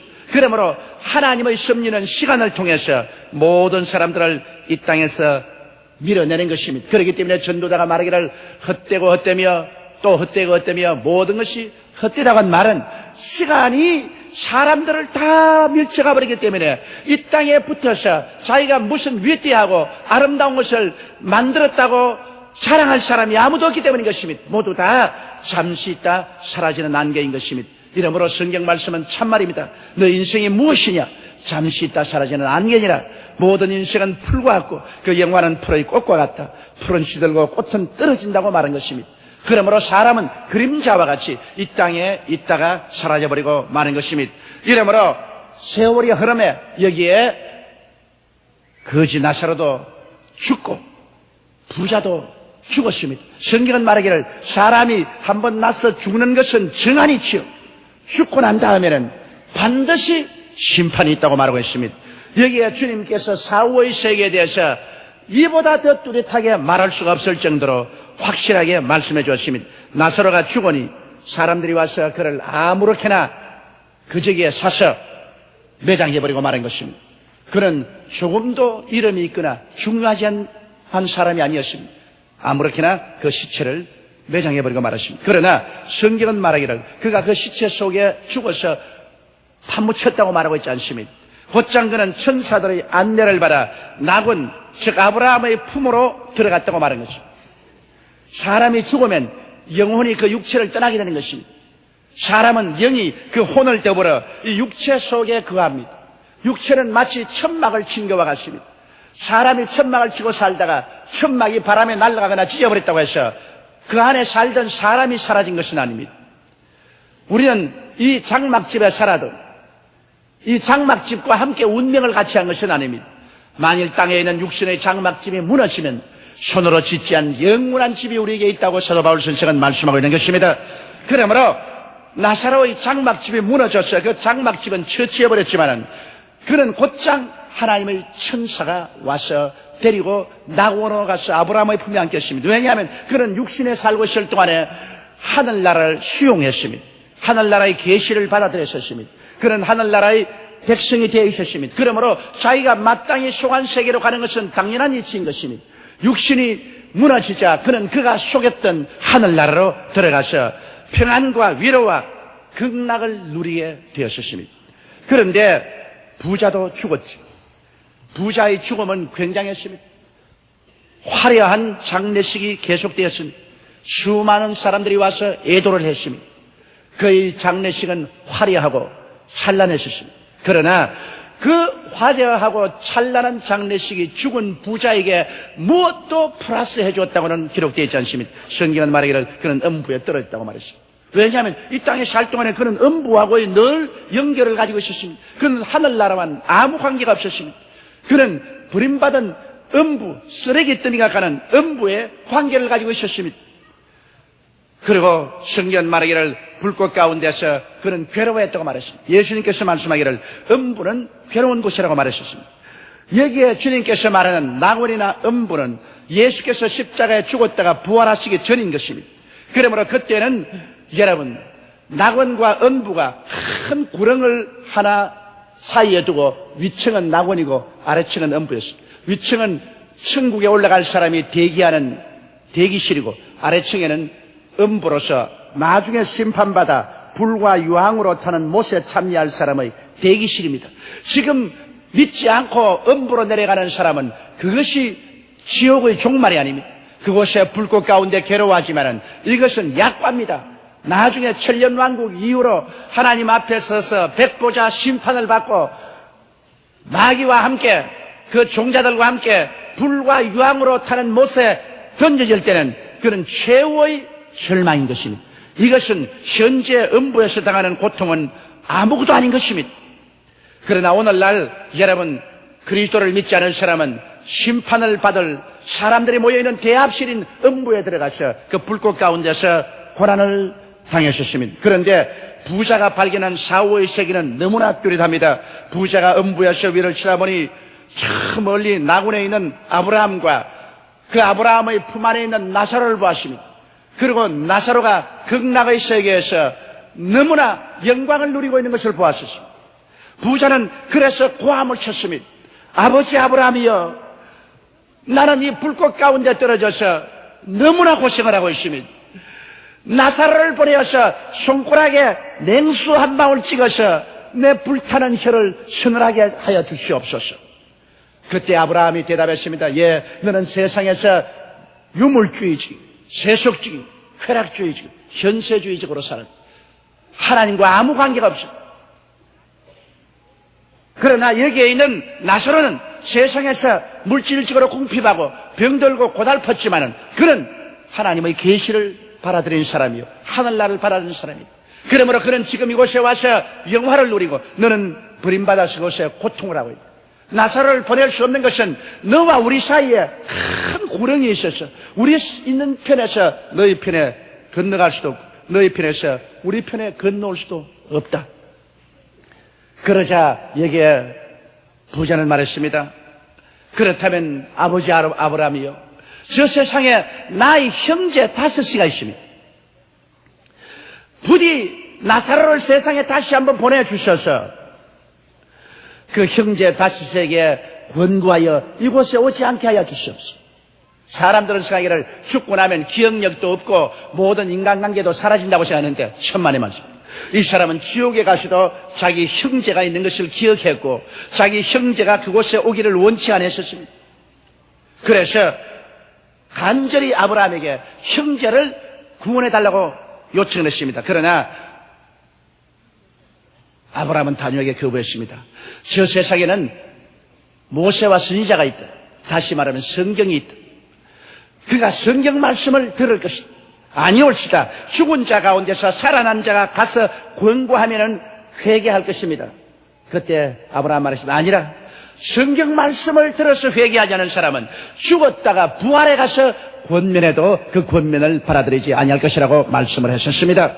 여기에서 여러분, 사람이 사후의 세계에 들어가면 현실 세계에 대한 관계가 완전히 끊어진 줄 생각하고 있는데 성경은 그렇게 말하고 있지 않습니다. 사후의 세계에 들어가서 음부 불꽃 가운데 고생하는 사람도 이 세상의 기억을 가지고 있습니다. 이 세상에 있는 자기의 형제를 기억하고 있습니다. 그리고 그 형제가 그 불꽃 가운데 들어오지 않기를 간절히 간구하고 있습니다. 그러나 이 땅에서 그리스도를 배반하고 하나님을 믿지 않은 사람은, 이 땅에서 한 번도 기대해보지 않은 사람은 마지막 음부에 가서 아무리 기도해도 그 기도는 소용이 없습니다. 그 기도는 거부당하고 마는 것입니다. 사람들은 생각하기를 이 땅에 살고 있다가 나중에 천국이나 음부로 내려가면 우리 서로 알아볼 수 있을까, 그렇게 생각합니다. 여러분, 여기에 있는 음부에 내려간 사람도 완전히 알아보았습니다. 그는 눈으로 바라보았고, 그는 불꽃 가운데 고통을 당했고, 그는 밝은 기억력을 가지고 있었고, 그리고 자기 형제도 다 기억하고 형제에 대한 애정도 그대로 가지고 있었습니다. 하물며 오늘 천국에 가 있는 사람들이 여러분 어찌 우리를 기억하지 않겠습니까? 천국에 올라간 가족들은 먼저 올라가면 그 가족들의 구원을 위해서 반드시 기도하고 있을 것입니다. 그리고 그 가족들이 천국 오기를 간청하고 있는 것은 틀림없습니다. 저희 경험에 의해서 보면 장례식을 치르고 나면은 꼭 예수 믿지 않은 자녀들이 회개하고 구원을 받습니다. 희한하게 부모들이 천국 가고 난 다음에는 그 자녀들이 구원을 받는데, 틀림없이 그 부모가 천국에 가서 그리스도에게 간절히 그 자녀들의 구원을 부탁했음에 틀림이 없을 것입니다. 그리고 천국에 있는 우리의 모든 먼저 간 일가 친척이나 우리의 천지들이 우리를 만나기를 간절히 소원하고 있는 것은 당연한 이치입니다. 그렇기 때문에 성경에는 너희는 잠자는 자들을 위해서 믿지 않는 자들처럼 슬퍼하지 마라. 왜냐? 주님이 오실 때 데리고 오실 것이라고 말씀하는 것입니다. 이러므로 우리는 모두 다 서로 이해할 것이고, 그리고 서로 만나서 옛 이야기를 함께 나눌 수 있는 그런 때가 다가오게 될 것입니다. 이러므로 여기에서 예수 그리스도는 사후의 세계가 없어지는 세계가 아니요, 사후의 세계가 마치 안개와 구름 속에 쌓인 듯이 희미한 것이 아니요, 사후의 세계가 무슨 꿈꾸는 같은 그런 세계가 아니라 너무나 현실 세계와 같이 여실하다는 것을 우리에게 가르쳐주고 있는 것입니다. 이러기 때문에 우리들은 이 경고를 받고 이 세상에 사는 동안 정말 우리의 삶을 예비하고 준비하지 아니하면 안 될 것입니다. 하나님께서 그듭그듭 예수 그리스도의 복음을 우리에게 전파하고 우리로 하여금 회개하고 구원받을 수 있는 길을 열어왔습니다. 여러분, 지옥에 모셔온 것이 아니면 어찌하여 지옥에 가는 영혼을 구원하기 위해서 하나님이 그렇게도 무시무시한 대가를 지불했을까요? 하나님이 그 아들 예수님을 세상에 보내셔서 그 예수님이 세상의 모든 죄를 짊어지고 십자가에 올라가서 무자비하게 심판을 받게 한 것입니다. 인간이 당할 수 있는 가장 고통스러운 죽음을 당했습니다. 양손과 양발에 대못이 박히시고, 그리고 그런 가시관 쓰고 쨍쨍 쪼이는 햇빛에서 계속해서 피를 흘리며 죽어가고 있었습니다. 얼마나 고통스러운지 예수께서 하나님이여 어찌하여 나를 버리시나이까 통곡을 했습니다.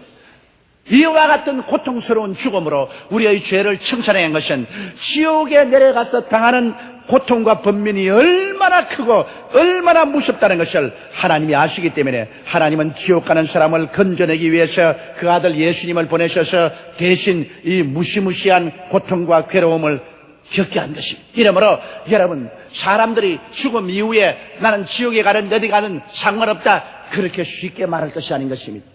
사람은 반드시 태어나시면 죽고 난 다음에는 심판을 받아 천국 아니면 지옥으로 가게 되는 것입니다. 진실로 인간은 사후에 영원히 그 존재가 존속하는 것입니다. 마치 여름 옷을 벗고 가을과 겨울 옷으로 갈아입었다고 해서 그 사람이 없어진 것은 아닙니다. 옷만 벗었을 따르는 것입니다. 이 세상에 우리의 육신은 옷과 같은 것입니다. 육신의 옷을 벗어버렸다고 해서 그 속 사람이 사라진 것은 아닌 것입니다. 여러분, 예수님은 사람으로 오셨습니다. 그래서 사람을 대표해서 죽으시고 장사했다가 사람을 대표해서 부활하셨습니다. 예수님의 죽으심과 부활은 그를 믿는 사람들이 그와 똑같이 죽거나 부활할 것을 보여주신 것입니다. 고린도전서 15장 12절로 19절에 그리스도께서 죽은 자 가운데서 다시 살아나셨다 전파되었거늘 너희 중에서 어떤 이들은 어찌하여 죽은 자 가운데서 부활이 없다 하느냐. 만일 죽은 자의 부활이 없으면 그리스도도 다시 살지 못하셨으리라. 그리스도께서 만일 다시 살지 못하셨으면 우리의 전파하는 것도 헛것이요 또 너희 믿음도 헛것이며 또 우리가 하나님의 거짓 증인으로 발견되리니 우리가 하나님이 그리스도를 다시 살리셨다고 증거하였습니다. 만일 죽은 자가 다시 사는 것이 없으면 하나님이 그리스도를 다시 살리시지 아니하셨으리라. 만일 죽은 자가 다시 사는 것이 없으면 그리스도도 다시 사신 것이 없을 터이요 그리스도께서 다시 사신 것이 없으면 너희 믿음도 헛것이고 너희가 여전히 죄 가운데 있을 것이요 또한 그리스도 안에서 잠자는 자도 멸망하였으리니 만일 그리스도 안에서 우리의 바라는 것이 다만 이생뿐이면 모든 사람 가운데 우리가 더욱 불쌍한 자리라고 바울은 말하고 있는 것입니다. 그러므로 예수님께서 대표적인 인간으로 오셔서 죽으시고 장례 지내시고 사흘 만에 부활하심으로 말미암아 인간은 영원 불멸이요 인간은 죽음으로 사라지고 만다는 이러한 이론을 완전히 파괴해버린 것입니다. 이 예수님께서 우리에게 너무나 확실한 약속을 해주었습니다. 요한복음 14장 1절로 3절에 너희는 마음에 근심하지 말라. 하나님을 믿으니 또 나를 믿어라. 내 아버지 집에 거할 곳이 많도다. 그렇지 않으면 너희에게 일렀으리라. 내가 너희를 위하여 처소를 예비하러 가노니 가서 너희를 위하여 처소를 예비하면 내가 다시 와서 너희를 내게로 영접하여 나 있는 곳에 너희도 있게 하리라고 말씀하신 것입니다.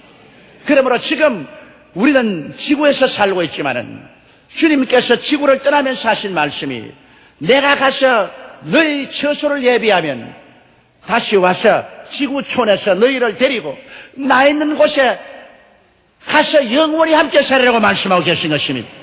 이러므로 지금은 우리가 지구촌에 살고 있지만은 우리가 지구촌을 떠날 때가 되면 예수님이 우리를 데리러 오셔서 우리를 성령의 능력으로 데리시고 영원한 그리스도 예비한 천국으로 갈 것을 확실하게 약속하신 것입니다.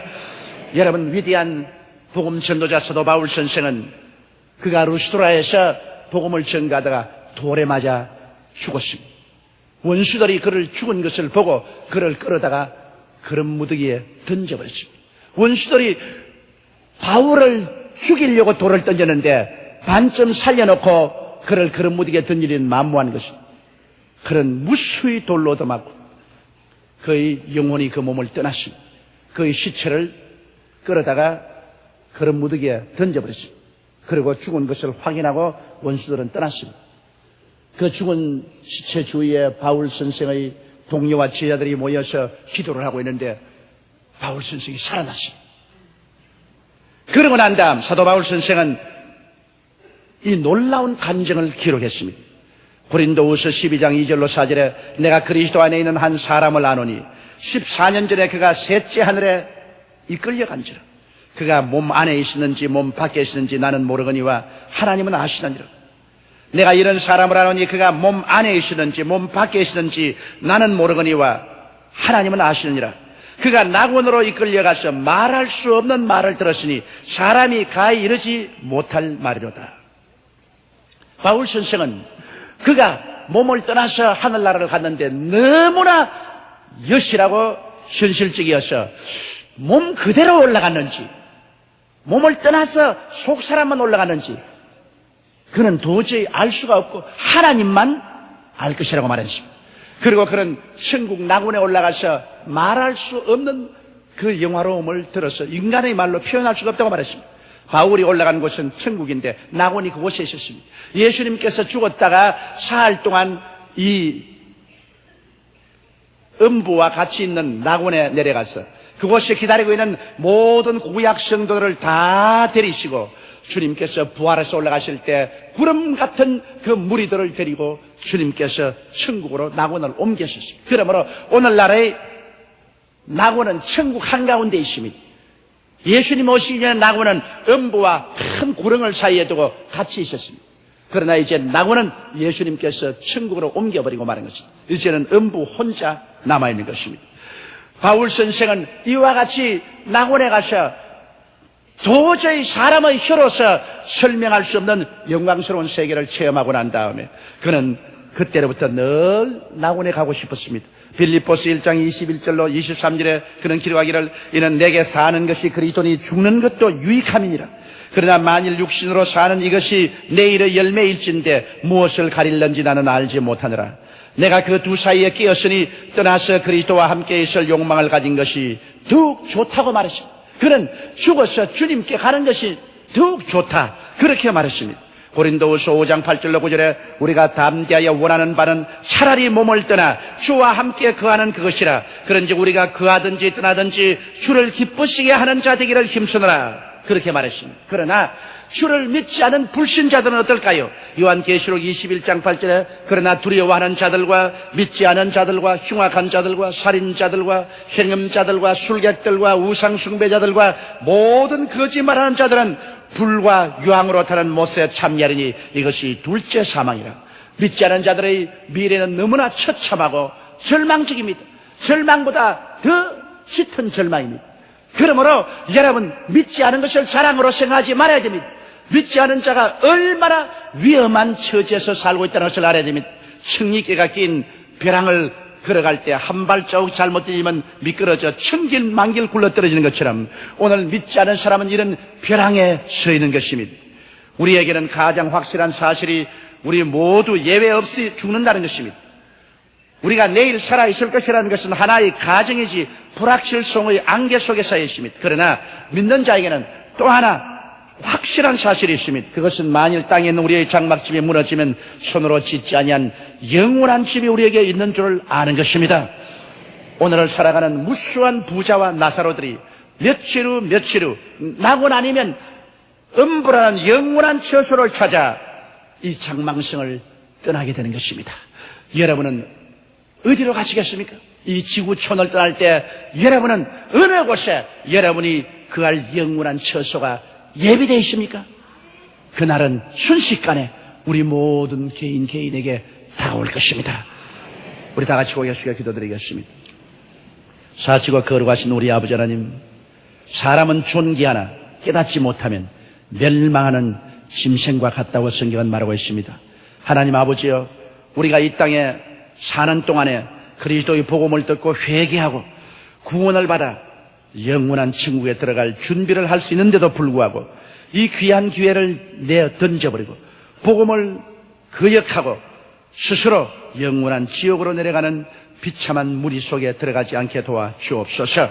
하나님 우리 아버지여, 오늘 결단이 우리의 영혼을 결정짓는다는 사실을 알고 우리가 정말 하나님이 오늘날 우리를 보고 탄원하시고 간구하시고 그리스도를 믿어 구원받아 천국이를 바라고 바라는 이때 예수를 믿고 구원받게 도와주시옵소서. 더 이상 하나님을 절대로 거역하지 말게 도와주시옵소서. 믿은 우리는 그리스도를 보배로 삼고 이 땅 행인과 나그네 길이 끝날 때까지 좌우로나 우로나 빗나가지 말게 도와주시옵소서. 우리 주 예수님 이름으로 기도드리옵나이다. 아멘.